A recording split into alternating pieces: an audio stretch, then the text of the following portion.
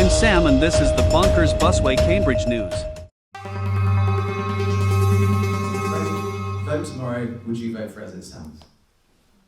I don't think we've got enough information on the table to vote now. Yeah, I think we don't. Oliver Fisher for the Greens, would you vote for or against the route as it stands? I would vote against it. Sorry. I'm supportive of public transport. I am supportive of a route, but the route as it stands, cutting across green fields, cutting through the orchard, it just doesn't seem to make a lot of sense to me. So, it's an enormous investment.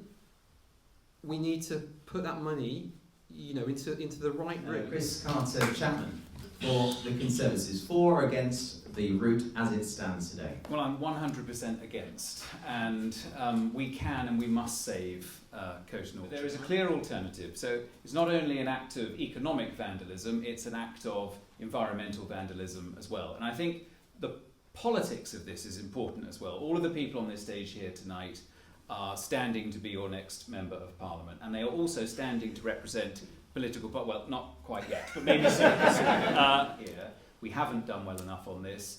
I apologise for that. I'm standing as a Conservative Member of Parliament. We have let people down on this, but we are absolutely addressing it, and it has been generations of underinvestment in our sewage system right across the political spectrum, but we're in charge at the moment and we've got to do better on it.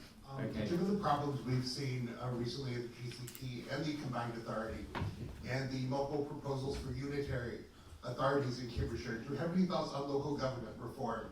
And if elected, what will you do to bring about any plans you might support? Are you happy for me to start? Yes, I do. Yeah, We should abolish the GCP. So the GCP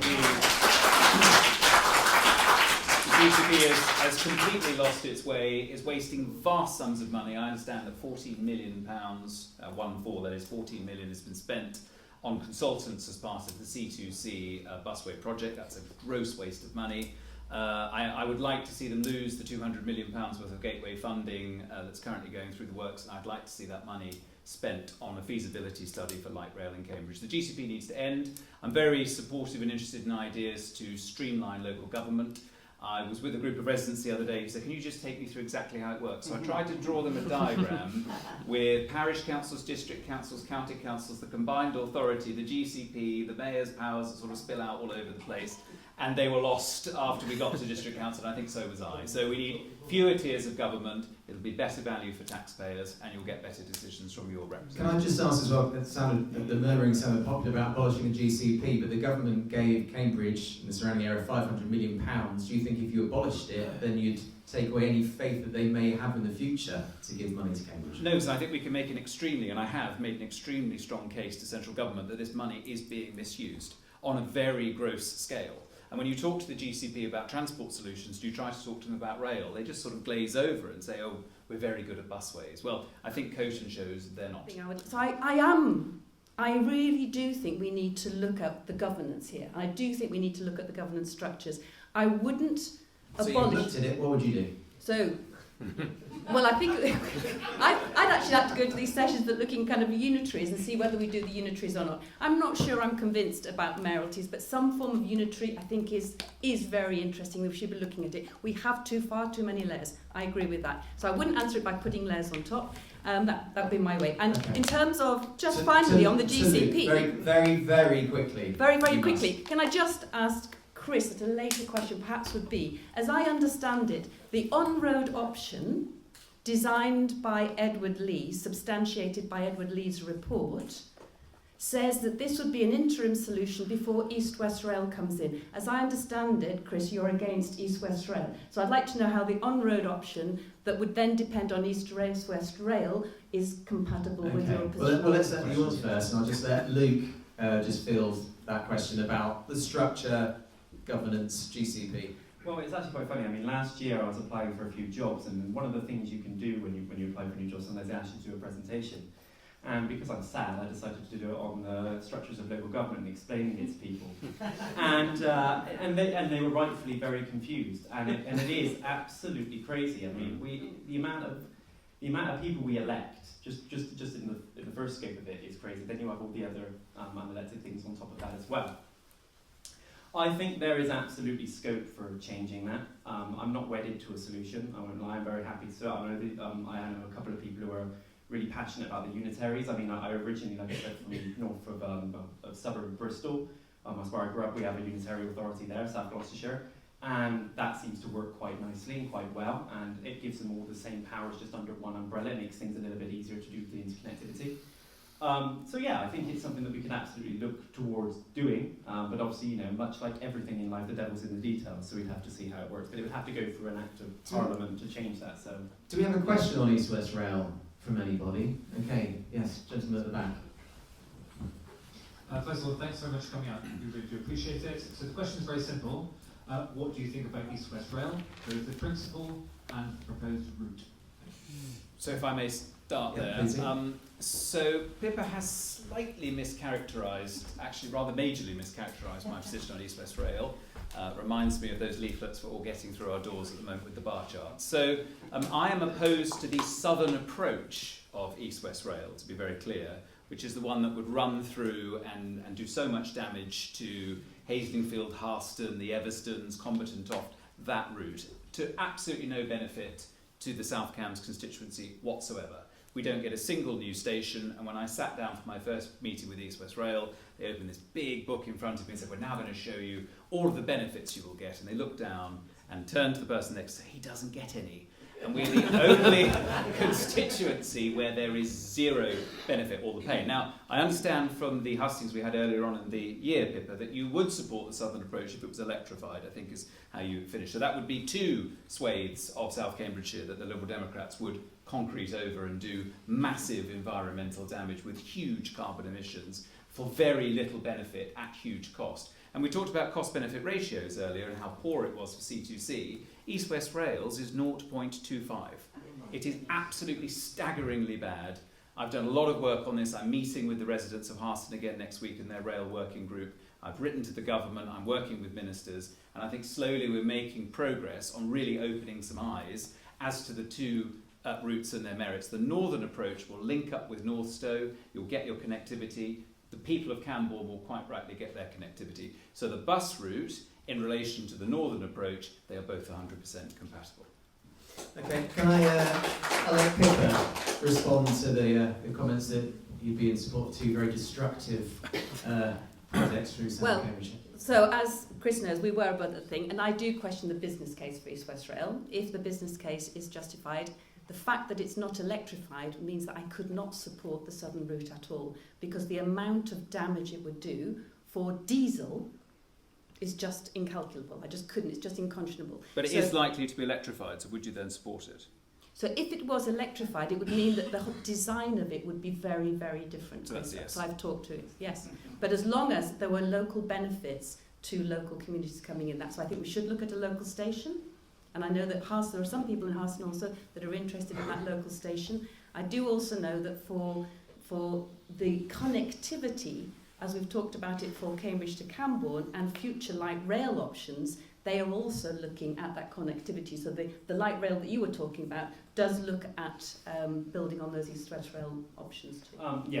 The rail system around here is very much like everything else, quite poor, quite a mess. And I do find it quite ludicrous that at the minute, just to get from here to anywhere really around the country, you have to go through London. It's crazy to me. Now, in terms of East West Rail, I've always been a very passionate advocate for, if we're going to have things built, big infrastructure projects, which will need to happen, the local residents along certain lines do get benefit from that. And the fact that there is no station between Camborne and Cambridge South, I do find to be very confusing. If you're going to have a whole lot of embankments near Harston, there should be a station near Harston. That just makes sense to me. I'm all for investment in that area. Now, obviously, there is, I believe, a consultation happening, or things like consultation step-in meetings and all that happening in May or June, is it? So I can say what it is. June, yeah. So there will be. It's not finished yet. It's not finalised yet. There will be a lot of opportunities for you to go ahead and make your voices heard on what you want to see. I will be going along and saying we need stations, because if we can do that, then that is a fantastic route that I would support. And also, it also gives scope in as well I know that the Making Connections big brief from the GCP a long time ago wanted to move forward with the Cambridge East railway station as well, and there's a whole lot of good-looking things in that regard as well. So I think it can be a very good thing, but we just need to iron out the details a lot more. And also the diesel aspect isn't great either. No, it absolutely does not. So I have been a very vocal supporter of the Save Honey Hill campaign, and again, it was one of the first meetings that I took when I was elected last year. I've sat on a planning committee for many years in London with some very complex planning cases, and I've never seen one quite as bizarre as this one. And the barrister who's representing the Honey Hill group puts it much better than I, but essentially, by demolishing a perfectly functioning sewage works, you then designate it as a brownfield site, and then you can build houses on it, which is extraordinary. It has been upgraded, it has many, many decades of life left ahead of it. There are much better alternative sites for those houses to go. I think Milton probably led the pack, was a more suitable location without the loss of prime arable land that we cannot afford to lose at huge, unbelievably huge cost, as was mentioned there. Again, I think don't have the CBR to hand, it's another shocker. And we are just beset by infrastructure projects that are being driven by unaccountable local representatives and politicians across the constituency. We haven't even got on to CSET that will decimate the Gogmagogs. There's another example of another busway that is not supported by the public, and a consultation where the vast majority of people said we do not want it here, but they managed to split the results in such a way as to make it look like that was the preferred option. There's a terrible democratic deficit going on locally. We've got to stand up to it, and I would absolutely fight to save Honey Hill. Yeah, I think the way that they were trying to do it, as I think was said, was the sewage works that is currently north of Cambridge would be gotten rid of, and there would be a scope then to put housing there, which is, you know, it's all good when good to have housing. The problem is, I believe, over there is if you got rid of that sewage works and called it brownbelt land, there's still apparently the scope that the land below it would still be so polluted that you wouldn't even be able to put houses there anyway. And that just makes me think, well, if you can't do that anyway, why are you moving the sewage works in the first place? There's no point in it, just leave it where it is, especially if it's got a good shelf life. So, absolutely on that regard. Again, in terms of the intricacies of Cambridge City Council, I honestly just comment on the fact that Cambridge City Council is a major beneficiary because they're a landowner. They are going to make a lot of money out of it. This is featured on CoStar real estate site as the deal will make $3 billion. Wow. Well, I'd have to look into it. I honestly, I would. I don't want to start spreading a whole load of things that I'm not as well versed in, because that wouldn't be fair on my colleagues in the city, and it wouldn't be fair on myself. But you know, in terms of, I think you obviously mentioned housing, and a lot of housing is going to be happening in Cambridge. You know, I am very proud of the fact that Cambridge City Council, after Birmingham, is the highest amount produces the highest amount of council homes, and but we do need to be driving things. Yes. They are quadrupling the R&D commercial space on that site. They're not quadrupling the house. That needs to be examined very, very carefully as the planning application goes through, because it's a change completely to what the whole design was initially. What we've been doing in the emerging local plan is to say, how do you address nature protection, village protection, climate protection, and address the growth that is happening, and the fact that we are one of the, I mean, you know, this is going to be and is the centre of, you know, the life sciences and globally. So what we've looked at doing in the emerging local plan is that you have agglomeration, so you bring the research parks together, and what we've said is you don't have housing following employment. You work out where that goes, which is what we've been doing in the emerging local plan with the strategic sites, so that where you have the employment and housing, it is designed together. What I'm worried about with what you're saying right now about these new plans is that you're going to have attendant housing that isn't planned for within that area. So I think we've got to really seriously look at it. There's been a change of spec to what's being put forward in that planning application. Has to be examined. And is this the local plan that doesn't even mention the fact that the sewage works, they're wanting to move it to Greenbelt?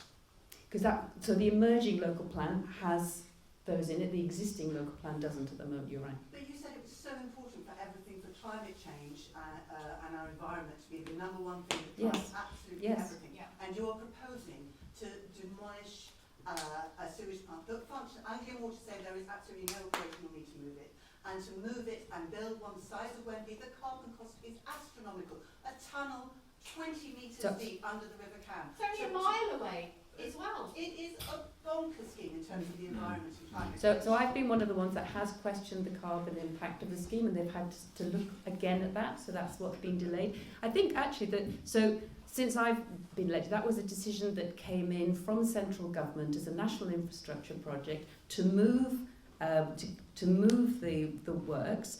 It does allow within what is, if you looked at that, you'd say, well, that's actually a sustainable place to put more development there because you've got the public transport options.